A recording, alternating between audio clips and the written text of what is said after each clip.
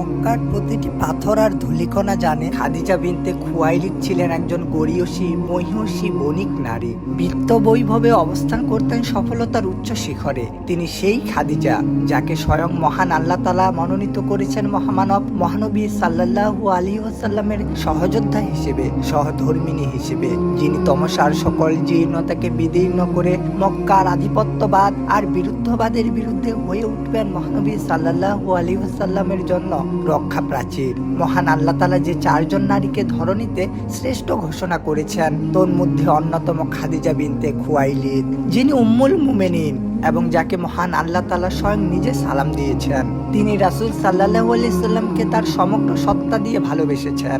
সন্দেহের সকল দোলাচলকে পিছনে ফেলে বাধার পাহাড় অতিক্রম করে নিজেকে নিবেদিত করেছিল মহানবী সাল্লাল্লাহু আলাইহি সাল্লামের জন্য। তিনি এমন একজন ব্যক্তির অর্ধাঙ্গিনী হয়েছিলেন যিনি নবুয়তের আলোয় আলোকিত করবেন সমগ্র জাহানকে। ঊর্ধ্বলোকের আলোক বিভায় ধরণীতে প্রস্ফুটিত করবেন বেহেশতি গুলিস্তানে। যিনি মানব জাতির মুক্তির পথ সত্য গ্রহণে তৈরি করবেন মানুষের মাঝে আগ্রহের নতুন চারাগাছ। জীবন সঙ্গিনী হিসেবে তিনি ছিলেন মহানবী সাল্লাল্লাহু আলাইহি সাল্লামের জন্য নিরাপদ আশ্রয়স্থল, প্রাণ শক্তি। মহান আল্লাহ তাআলা এবং প্রিয় হাবিব সাল্লাল্লাহু আলাইহি সাল্লাম সন্তুষ্ট ছিলেন তার প্রতি।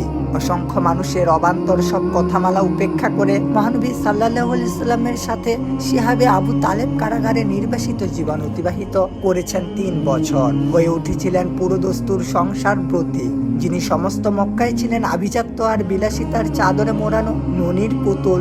আর তিনি সকল যাতনা, অলসতা, দুনিয়াবি অভিলাষ ছেড়ে নিজেকে সঁপে দিয়েছিলেন মুহাম্মদ সাল্লাল্লাহু আলাইহি সাল্লামের চরণ তলে। হয়ে উঠেছিলেন বাঁধনহারা, গড়েছেন বেদনার কাহিনী কাব্য।